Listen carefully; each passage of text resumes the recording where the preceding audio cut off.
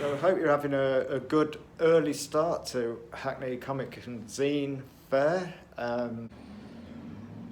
So there's no actual structure to these videos. I have no idea what I'm doing with them.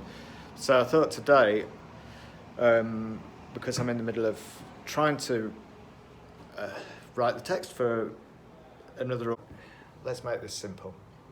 The starting process for my writing is sketchbooks. For years and years and years, I would be travelling around that there London, carrying a sketchbook, pouring my very soul into the pages. So yeah, this would be it. Look at this. I think this is an early form of cut and paste lettering, giving myself unnecessary amounts of work. Oh, they don't look too happy, do they? In fact, neither does he. I've got no idea who that is. Oh, there's me in a coat. That's me in a church. Something I won't say very often. And yeah, here we go. So these are all early forms of comic making, where you just draw into a sketchbook, you cut and paste it, and then form a comic out of it. So on the list of many things that need completing is that I'm in the process of finishing 2 autobio comics. One of them is printed out and just being ready to staple and fold. But there's a second one called The Morning After, and it's been coloured. In fact, that's almost complete. But lettering. Now, lettering is always a problem for me. I have kind of dyslexia, terrible grammar, and really don't enjoy the lettering process. So for a number of years I digitally letter them, obviously giving me the option to spell check, correct stuff. But if you can't recognise that the spelling mistakes are there, it doesn't matter, it's not worth anything.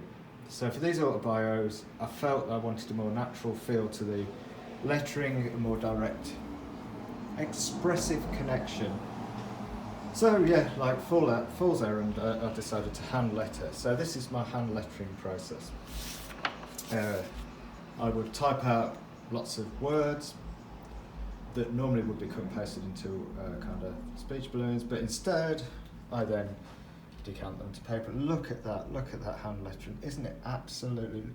No, couldn't get that right, still couldn't get that right. There's a lot of work involved. Scan this in, threshold it, cut and paste it, put it into I work in Clip Studio, so cut and paste into boxes, speech balloons, move it around, resize it, try and tidy it up to make it look at least vaguely legible. Then, here is an example of in fact the next one, which is going to be available first digitally on Comixology via Strip for me, and then I'm going to be folding and stapling these and making them available for sales, and it's called One for the Road. But the reason for showing this is kind of, as you can see, this is the hand lettering. It's whether it makes the comic better, more natural, because that's for other people to decide. It certainly gives a slightly more organic feel to offset because I draw digitally. I try to draw badly digitally to give it a kind of more honest feel, but that's it.